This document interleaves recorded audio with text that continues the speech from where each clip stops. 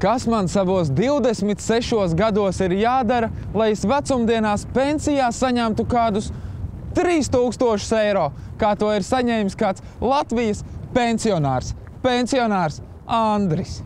Ja mēs paskatāmies šī gada, 15. gada pirmā ceturkšņa statistiku, tad mēs esam konstatējuši, ka vislielākā pensija mums ir 3139 eiro. Šis cilvēks ir ļoti ilgu mūžu strādājis, viņam ir vairāk par 40 gadiem stāžu kopējais, un arī viņa iemaksas pēc 96. gada ir ļoti lielas. Garu darba mūžu strādājuši daudzi Latvijas iedzīvotāji, tomēr lielākās pensijas ir tiem, kuri no 96. līdz 99. gadam veica lielas iemaksas sociālajā apdrošināšanā, proti to gadu izpeļņu tika aprēķināta uz visu darba stāžu. Šobrīd Latvijā 58% pensionāru pensijā saņem no 100 līdz 300 eiro, un tikai 6% pensija pārsniedz 500 eiro. Tad jautājums, kur man ir jāstrādā un cik jāpelna, lai vecumdienās es varētu dzīvot medus maizē?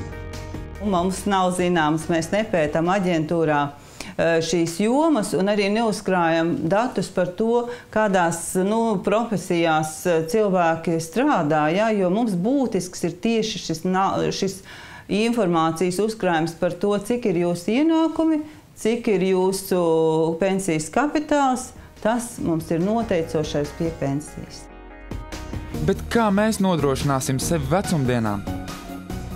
Tiešām neesmu domājis, bet ceru, ka valsts varbūt parūpēsies. Nebūs tik maza.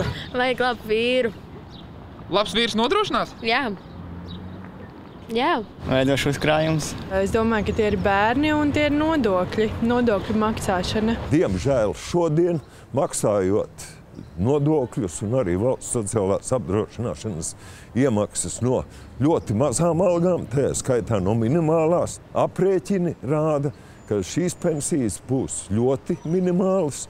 Un es atklāti saku, ka faktiski mēs ar šādiem te maksājumiem valsts sociālajai apdrošināšanai šodien ražojam nākotnes pensionārus nabagus. Recepte no manas puses varētu būt tikai viena. Strādājiet un mēģiniet pelnīt iespējami daudz, lai arī šīs te iemaksas valsts sociālās apdrošināšanas sistēmā būtu pietiekami lielas. Jānodrošina, lai Latvijā būtu godīgi nodokļu maksātāji. Un ja šeit neviens nodokļus nemaksās, tad valstī nebūs no kā ņemt. Nav vieglas dzīves un skaistu vecumdienu. Ir vajadzīgs pie tā piestrādāt, lai būtu skaistas vecumdienas. Bet ja nav ticības, ka pensija vispār būs, varbūt ir vērts investēt glaznās, kadiljakos, dzīvokļos un pensijas vecumā nopirkt to pārdot un dzīvot zaļi? Jā, tas ir labi, bet tirgus ir tirgus un tirgum piemīt svārstības. Un jūs beigās par to kadiljaku nek 5 kapeikas nedabūsiet. Arī tādi riski pastāv.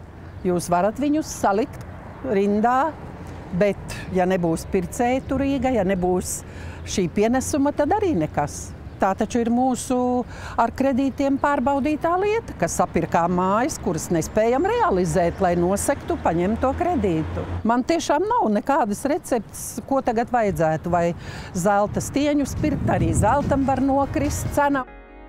Bet cik man jau šobrīd ir jāpelna, lai vecumdienās nebūtu jākreņķējas par katru centu? Tūkstošos laikam jārēķina tie ienākumi, ja gribam baltās biksēs buru laivā. Mēs ar skaudību skatāmies uz ārzemju pensionāriem, kuri ceļo pa pasauli un baltām biksēm nokāpj no prāmja, kamēr daudzi mūsu pensionāri skaita katru centu.